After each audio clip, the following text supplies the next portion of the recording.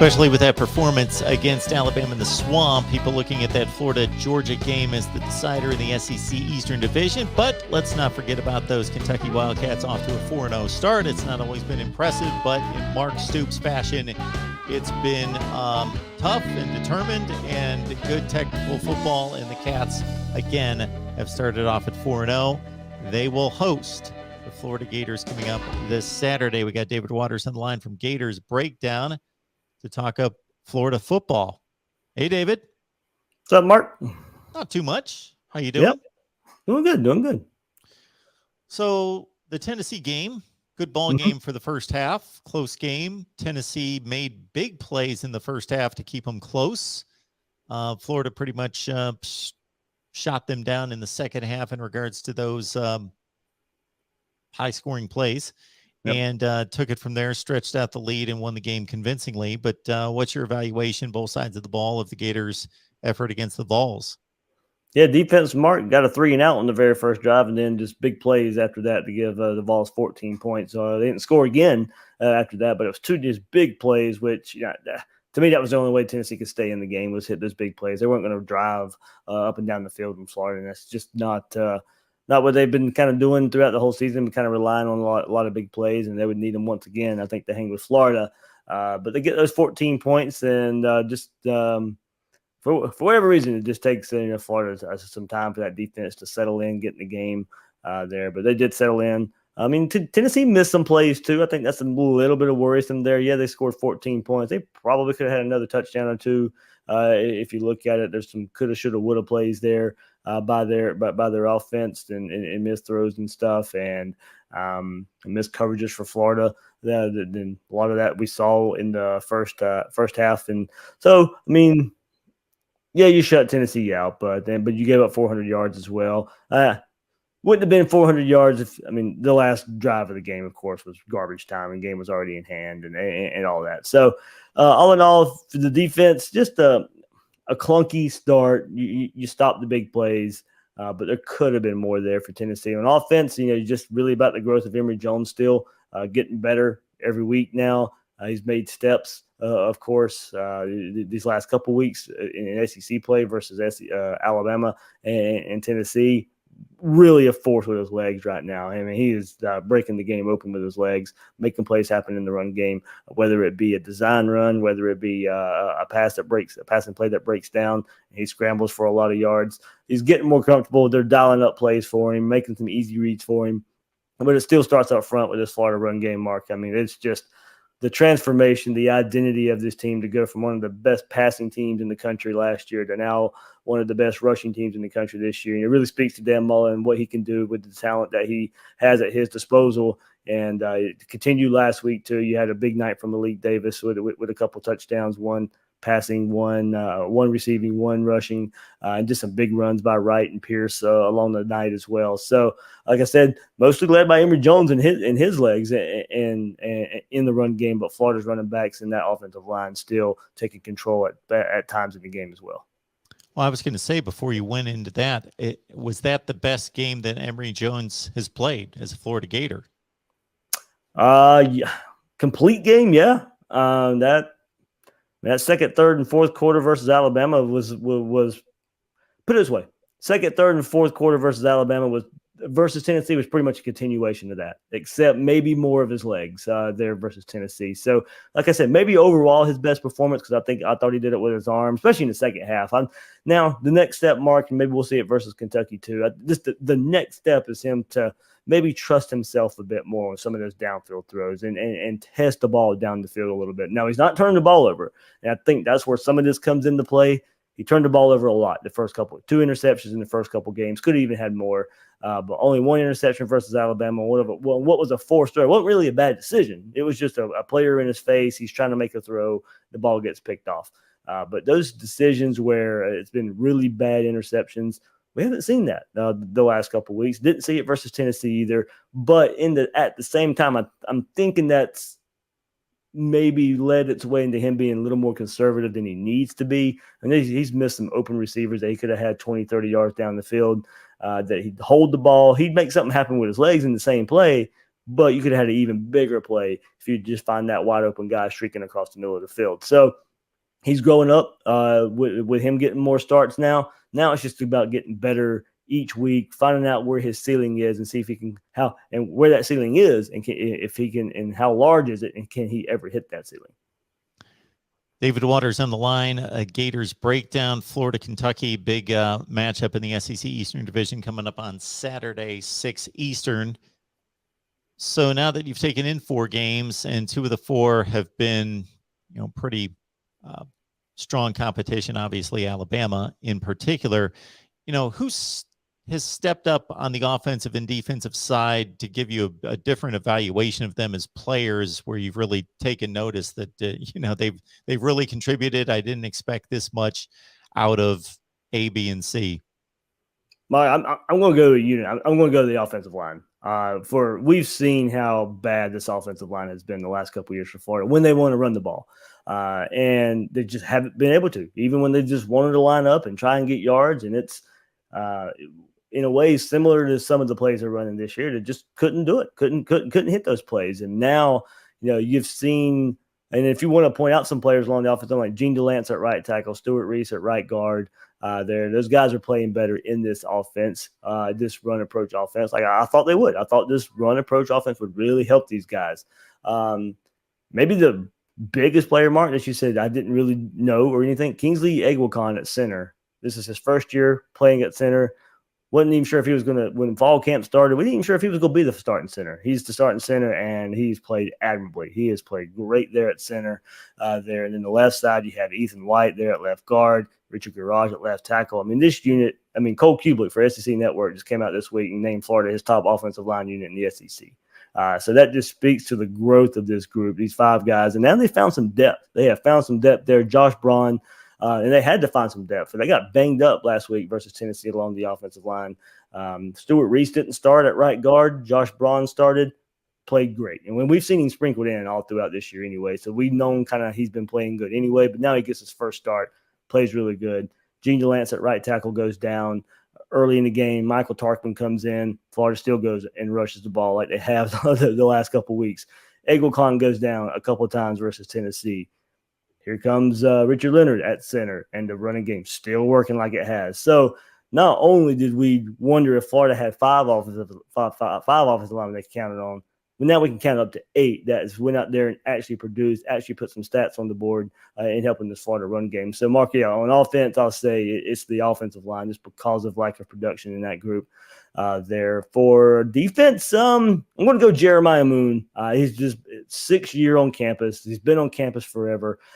Played more of a rush in role throughout his career. Now they've moved him to linebacker, and we saw that in the first game of the season. This is even before Ventrell Miller goes down for the rest of the season, and he was making plays at linebacker, and luckily so, because Ventrell Miller ends up going down. And now Jeremiah Moon is pretty much one of your starting linebackers there for the Gators, and is playing really good at linebacker. So Jeremiah Moon still being able to find a role in this defense after being on this being his 6th year, not really producing at a consistent level throughout his career, but now finding kind of a home at linebacker. They still move him around. He'll still play in a little bit as well, but kind of starting there at linebacker some games and playing really well.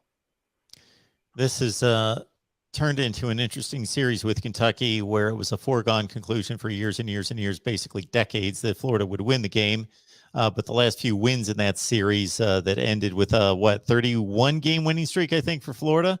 That the last few had all sorts of crazy endings and things that happened in Florida's favor. And then Kentucky finally broke through.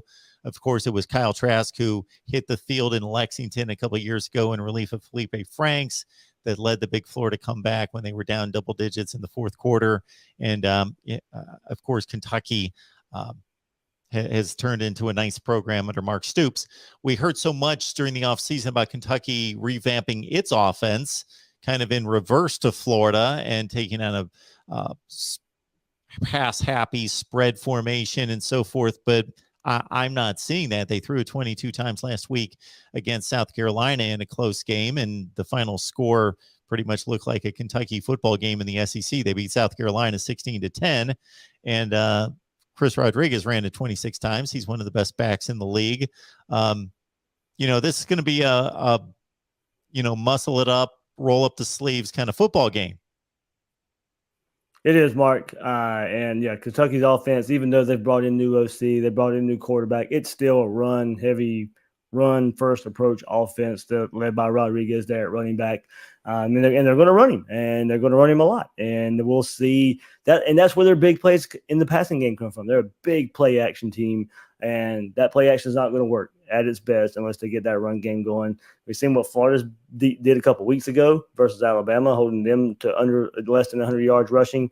Florida's going to need another performance like that as well. They were a little inconsistent up front for me last week versus Tennessee, so I think they'll need to bounce back a little bit and have that performance that we saw a couple weeks ago up front, especially on that defensive line there against Kentucky this week. Because Kentucky, they're not winning this game unless they can run the ball. They're not going to be able to hit enough. Will Levis isn't accurate enough to hit pass after pass after pass, but he can hit the big play down the field to Wan'Dale Robinson. That's going to be the matchup there for Florida. How often can Kaiir Elam match up on Robinson? How often does Kentucky draw something up where Elam is not on Robinson? Do they put him in the slot and try and lay working from the slot a little bit more? Do they keep him outside? And Todd Grantham's not necessarily a match guy. He doesn't necessarily say, all right, one cornerback, you're on this receiver all game long. Not really how he does. He's more of a, you play a boundary, you play a side, and you pretty much stay there the whole game. But we'll see how, because I think we know for a fact he is their big play guy. He is their big play receiver. You might as well stick your number one cornerback. That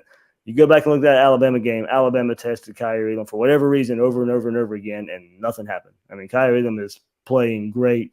Missed last week versus Tennessee. We'll see him bounce back this week. I believe he should play versus Kentucky. So it's a really good, interesting matchup, Mark, but only to me interesting if Kentucky gets that run game going. If they don't get that run game going, that passing game's not there enough for them to win this game. Wan'Dale Robinson, the Nebraska transfer, who has pretty much made an addition to this offense that we haven't seen at Kentucky in the last few years. Lynn Bowden was, in a sense, that kind of player, but of course he had to play quarterback his entire last season at Kentucky. Robinson had 7 catches last week. And if you watch the Missouri game, he pretty much made all the big plays that enabled Kentucky to hold off the Tigers by a touchdown in that game. Florida and Kentucky. And you mentioned the name Kaiir Elam. You also have some news on Anthony Richardson. They're both back in play. Both back in play. Mullen has not as much. He says Richardson's 100%, Mark, but he hasn't necessarily come out and said he'll play Saturday. So, just because you say somebody's 100%, until Dan Mullen says Anthony Richardson's going to play, I don't know what the status is going to be. I believe he'll play versus Kentucky there. I think Florida, this may be a game you need some more explosive plays. And Mark, for as good as this Florida run game has been, they lead the SEC in explosive runs, which is runs of 10 yards or more. They lead the SEC in that category, but they're still missing that home run threat. And I think that's where Anthony Richardson comes in a little bit, whether it be him passing the ball down the field, but even in the run game as well. Florida's got, with this run game, and I love it because I'm a big explosive run proponent, especially if you're going to be in this type of offense. You need those explosive runs. But the best way I've put it, Mark, is Florida's hit a lot of doubles and a lot of triples in this run game, but they're still missing that home run threat. And I think that's what Anthony Richardson brings to the table there for this Gator run attack when he's on the field from the quarterback position, of course. So I do think Wright, Davis, Pierce, they can hit a home run, but you're not going to get that on a consistent basis. You don't know what game you'll get it in. You'll see it somewhere along the way. Maybe this is the game. But I think for the player that is going to bring that home run ability, that's Anthony Richardson, and we'll see if he's on the field Saturday.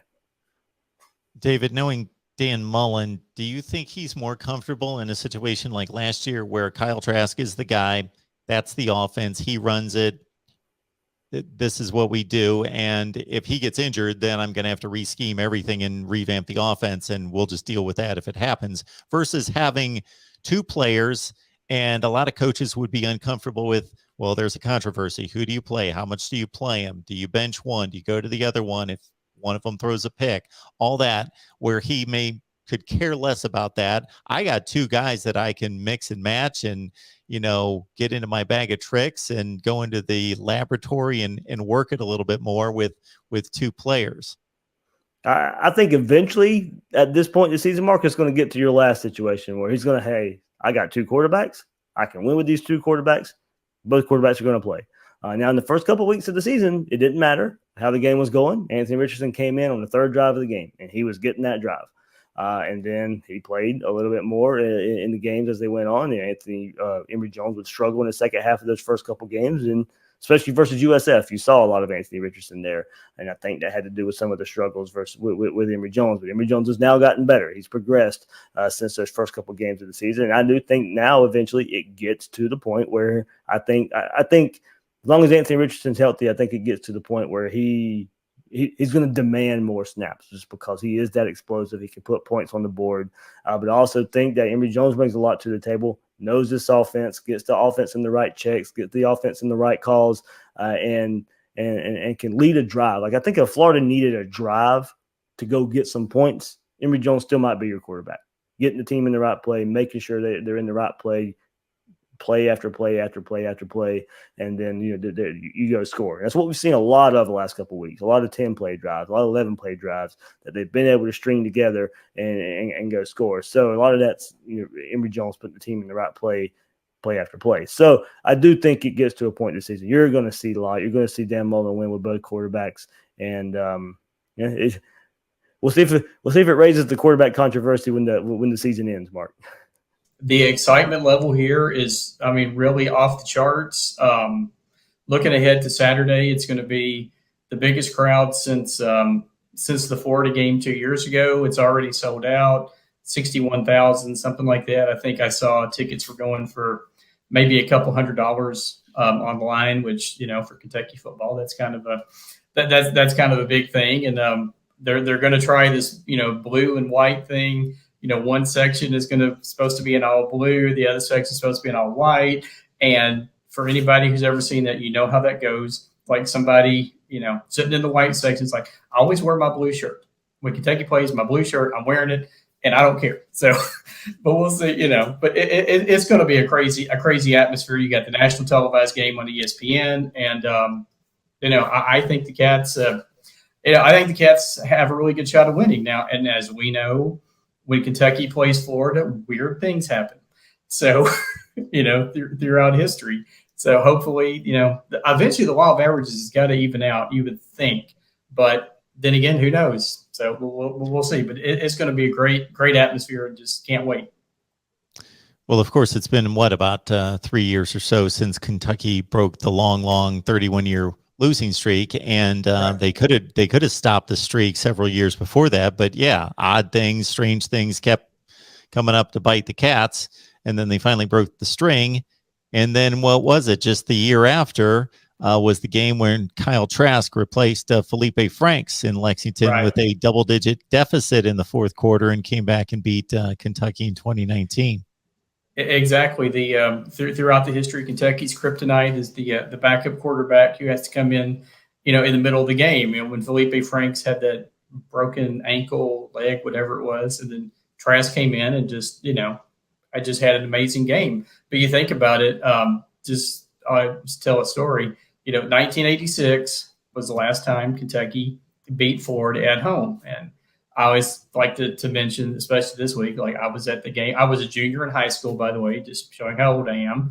And I was at the game with my dad, and we watched them, and they won. And at that point, Kentucky and Florida were even, beating each other. We win up here, they win down there. At that point, nobody knew what was going to happen after that. Was the streak has got to be one of the most maddening things in college football history, I think.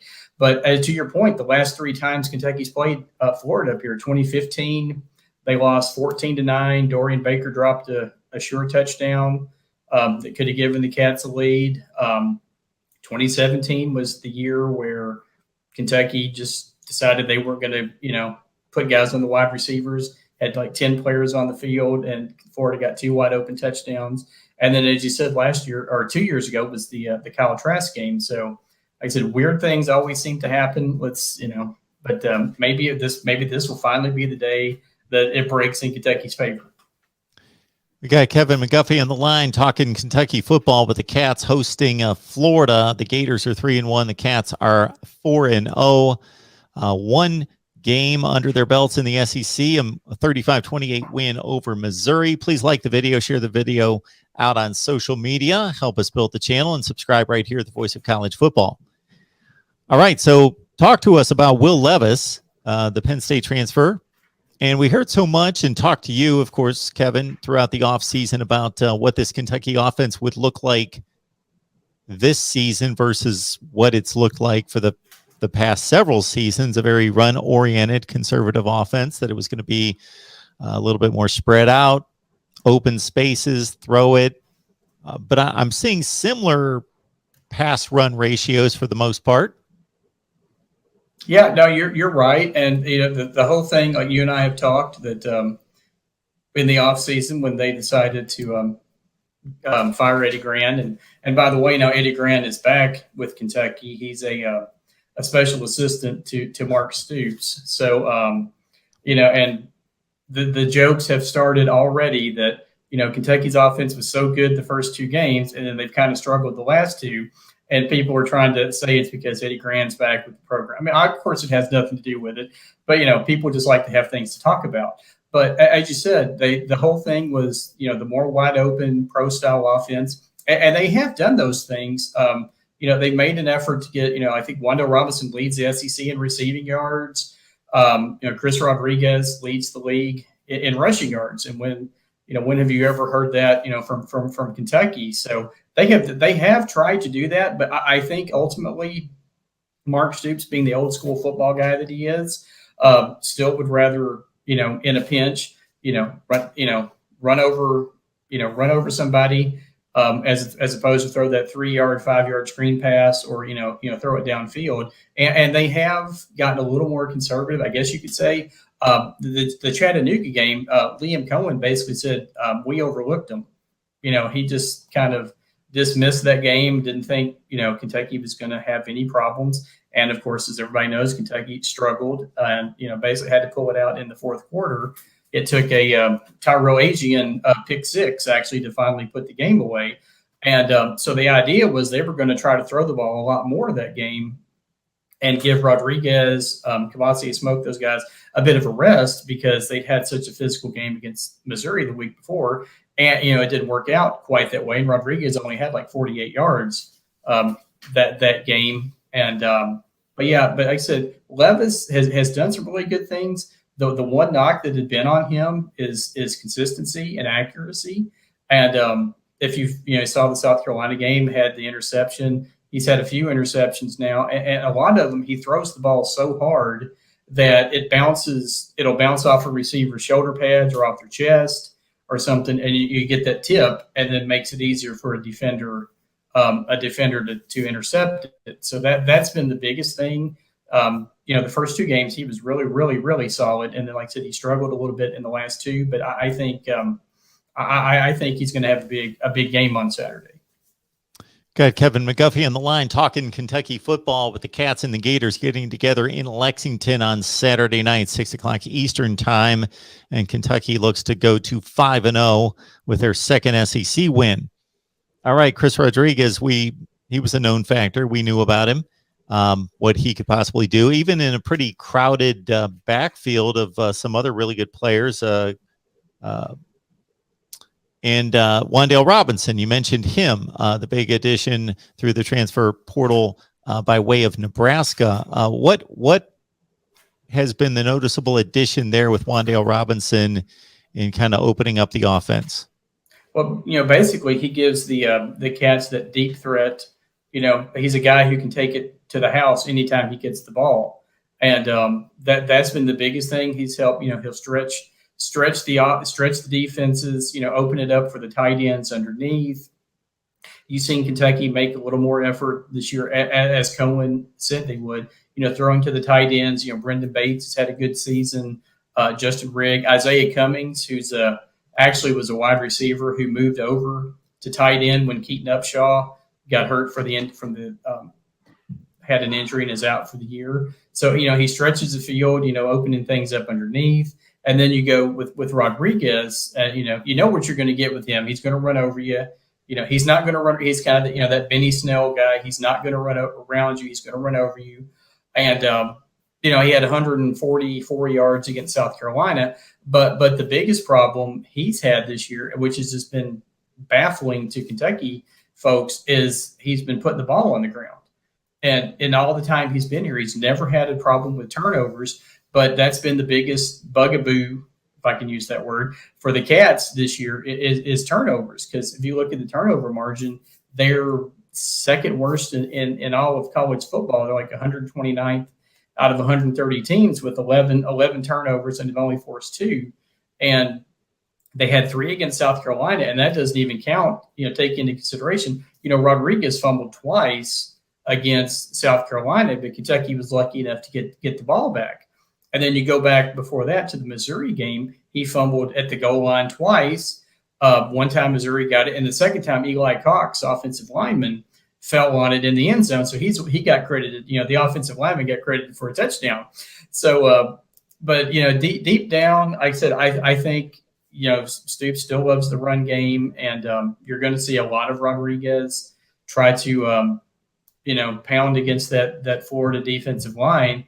And then maybe after that set up, start, use the run to set up the pass, or they might, switch it up and, they'll come out and throw the deep ball to start the game and come out throwing and try to set up the run. But like I said, kind of with Kentucky, it's not like you knew what you were going to get. Benny Snell right, Benny Snell up the middle. Lynn Bowden right, Lynn Bowden left, Lynn Bowden up the middle. You've got that great offensive line, and they've done a really good job protecting Levis and opening up holes for Rodriguez, Cavassier Smoke. Robinson has run the ball a couple of times and had a lot of success. Josh Ali had some success with it too, but unfortunately he fumbled twice, against South Carolina. So, but like I said, but going back to what you're saying, Robinson has just been unbelievable. He's the player. Sometimes you get that transfer and it doesn't quite hit like you think it is, but Robinson has been exactly 100% what Kentucky fans are hoping for. Giving them that deep threat, stretching the defense, and you couldn't ask for a better start so far from him.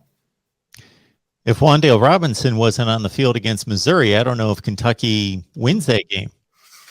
No, you're exactly right. He had a huge game against them that day, and he's like I said, they helped them, as you said, basically helped them win that game. I was trying to look up his stats real quick against from that game, but yeah, I don't remember the stats. I just remember I watched the replay on that game, and he made a number of big plays against Missouri in that game.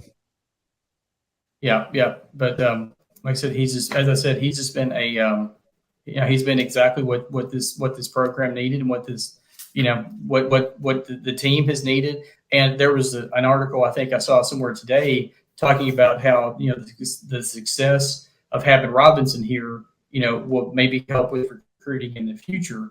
Those 4-star guys who maybe who may not have been looking at Kentucky before because all they're going to do is run the ball. And, now they're seeing what they're doing with Robinson, with Josh Ali, even Isaiah Epps, those guys. And so, it's something that could pay off in the future too. I got familiar with Carrington Valentine on Saturday against South Carolina. He's a really good player. DeAndre Square's a monster. Yusef Corker's been around the program for quite some time. He's a really good player on defense. Jacquez Jones, most people know about him that watch the SEC. This defense is playing up to expectations, I would think. Oh, yes, absolutely. You think about against the run, they're only allowing 87 yards a game running the ball. And that's going to be another big thing on Saturday because, in previous years, Florida, like in 2020 with, you had Kyle Trask throwing it to Kyle Pitts and Tony and those guys, they were a throw first, hardly ever ran the ball. And, this year it's been the complete opposite. They're averaging like 300 and some yards a game running. And then Kentucky is only giving up 87. So something's got to give there. But as you said, Corker has done, has been great. Carrington Valentine was a guy who's, kind of stepped in. There's been some injuries and off the field things, and he stepped in and has had a great season. And even going back to the spring game, he had the spring game as it was. He had a pick six in that spring game. And then, like I said, Josh Paschal, DeAndre Square, Jordan Wright, all of those guys have just done really, really great. And then up front with Paschal and Octavius Oxendine, that's another guy, another name to watch out for on Saturday. He had a really good game against South Carolina and actually has moved into the starting spot on that front line. And then big bully Marquand McCall, the big 340 pounder, clogging things up in the middle. So, what Brad White and that defense has done, over the last 3 or 4 years has been really, really, really, really exceptional. And like I said that trying to stop that Florida running game with the Kentucky defense is another, to me, is the other big key in the game, along with limiting turnovers. Kevin Harris led the SEC in rushing for South Carolina last year. He only had 38 yards on 12 carries, and the entire rushing attack for South Carolina only 2.2 yards per carry against this Kentucky defense in a 16-10 win. But as you note, the turnovers are going to have to end, maybe unless they obviously on defense create more turnovers, because that 11-2 ratio, that -9, is not going to work against the likes of Georgia and Florida, you would think, because the team that wins the turnover ratio wins the football game like 80-some% of the time, and Kentucky's been able to buck that trend against mostly inferior competition. But Missouri was obviously a decent team that they played, and now through 4 games, you would think that they would need to turn that number around. Oh, yeah, you're absolutely correct. As you said, you can get away with the turnovers against Chattanooga, Louisiana Monroe, but if you have 3 turnovers, if Kentucky ends up on Saturday with a -3 differential with the turnovers, I think Florida probably wins by double digits. But Florida hasn't been very good with forcing turnovers either, so it's kind of an interesting dynamic there. Kentucky's given up the ball a lot, hasn't forced many turnovers, but neither has Florida. So, something may have to give there, but we'll see. And I did find it, by the way, Robinson had his 5 receptions for 101 yards, and then he ran for 73 more yards against Missouri. So yeah, that's why if you saw the highlights, that's why it all seemed like it was all Wan'Dale Robinson. So it was Robinson and Rodriguez, because Rodriguez had the 3 touchdown game that day too. So, but yeah, but going back, you're talking about Corker and then like Tyrell Asian. You think about the success that Kentucky's had with the secondary recently over the last 2 or 3 years. You think about Mike Edwards, with the Super Bowl champion Bucks, playing well for them. Lonnie Johnson with the Texans, and then Kelvin Joseph, with the Cowboys.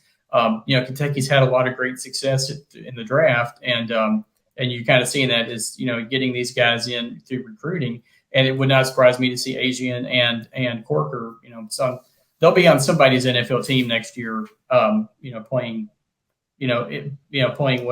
well probably. You feel good about this game, don't you? I do. I hope it's not false. Or, I told you before we started, maybe I've been drinking the blue Kool-Aid. I don't know. I've got the blue tinted glasses on. I just think there's just something, I don't know, it just feels different about this week for whatever reason than other games. It's kind of like Kentucky, if you look at it, they've established, they're the 3rd best team basically in the SEC East. They've won 7 out of 8 against South Carolina, won 5 out of 6 against Missouri, beat Vandy, I think 5 or 6 straight years. Even, against Tennessee now, they've won 2 out of the last 4. And if they should beat them, it's at home this year. And it'd be the first time they beat Tennessee in back-to-back years since the 70s.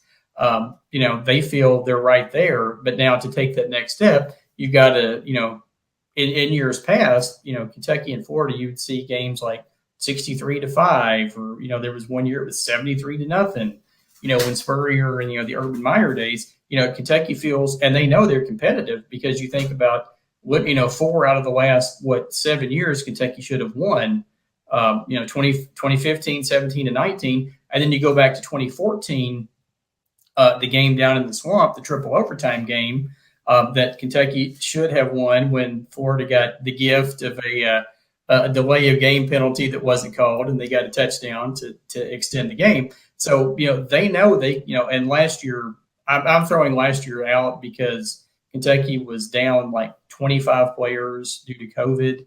I think you can throw that game out, but after that, those last 5 years, Kentucky, they feel like they can be competitive, and to take that next step, they've got to beat Florida.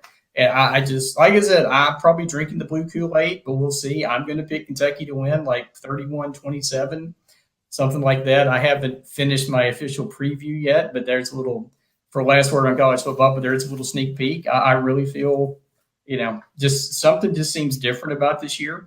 And, I may talk to you Saturday night at 11 o'clock and be depressed and drinking, a ton of bourbon.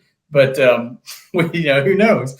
But that's just, there's just a different feeling about this year. And it could just be all, smoke and mirrors. I don't know. We'll see. But yeah, I do. I'm not saying I'm confident they're going to win, but I feel better about their chances. As soon as you mentioned the Steve Spurrier and Urban Meyer days at Florida and mentioned a few scores, you said 63-5. I thought 63-5, that was a football score. You were right, 63-5. So, I looked at, I didn't get back to the Spurrier days, but under Urban Meyer, the Florida wins were 49-28, 26-7, 45-37. That was the close one. 63-5, 41-7, 48-14. Yeah. That was probably 2007, right? It was the 45. Yeah, the close one. Yeah.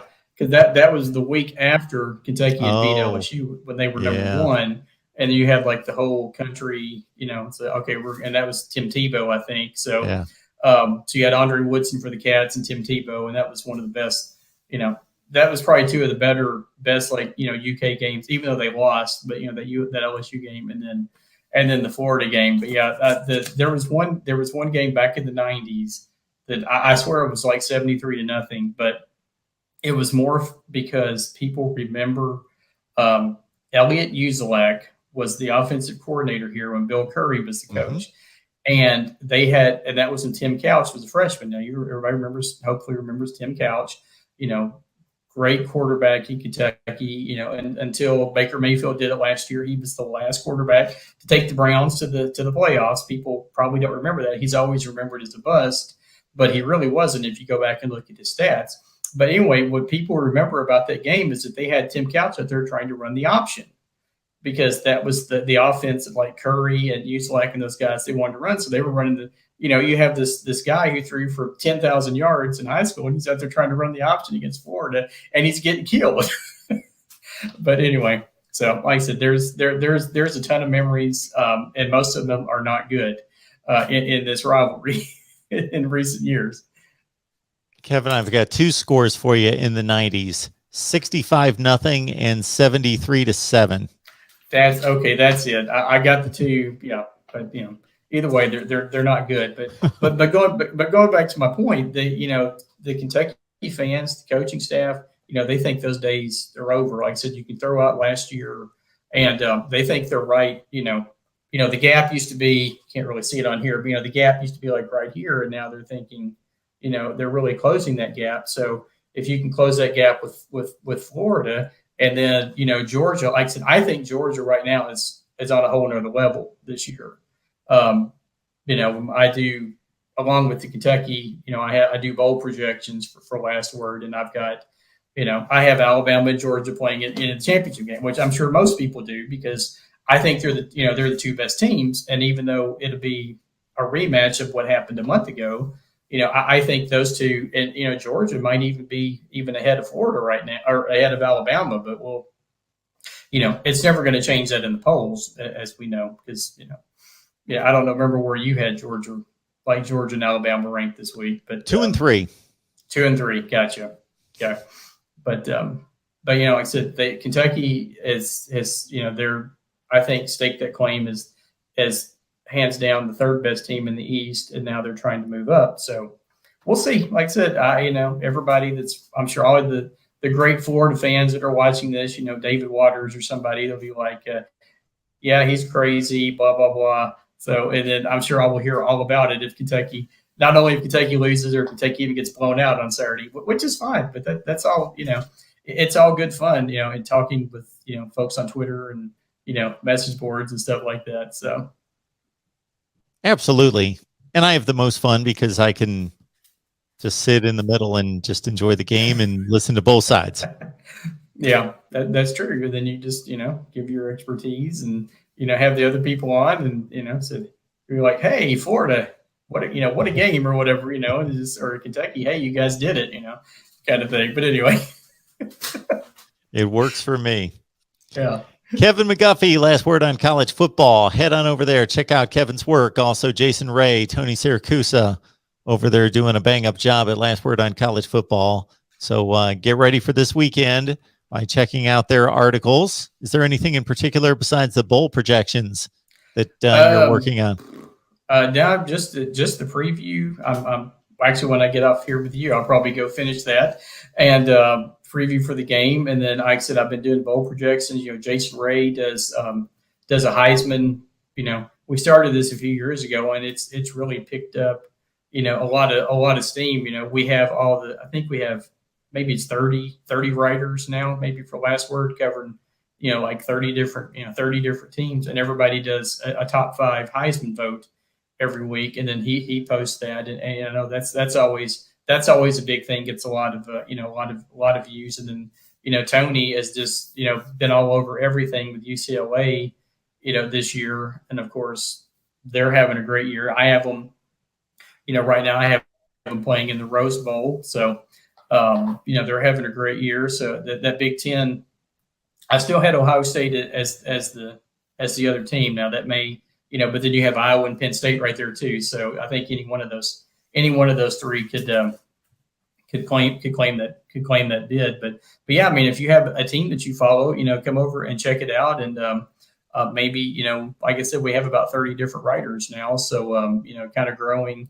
adding people, consistently. So, I don't know where we get to the point where we have somebody covering all 130 teams, but I don't know that the editors there would we'd have to hire a lot more people. But yeah, seriously, check out everything. Like I said, almost I'd say at least half the SEC we have people covering, and then Big Ten, Pac-12, ACC, Big Ten. So a lot of the bigger teams we have people covering them. All right, Kevin, enjoyed the game. Thanks for stopping by. Thank you, sir. I appreciate it as always. It's great to talk to you, and look forward to talking to you again soon.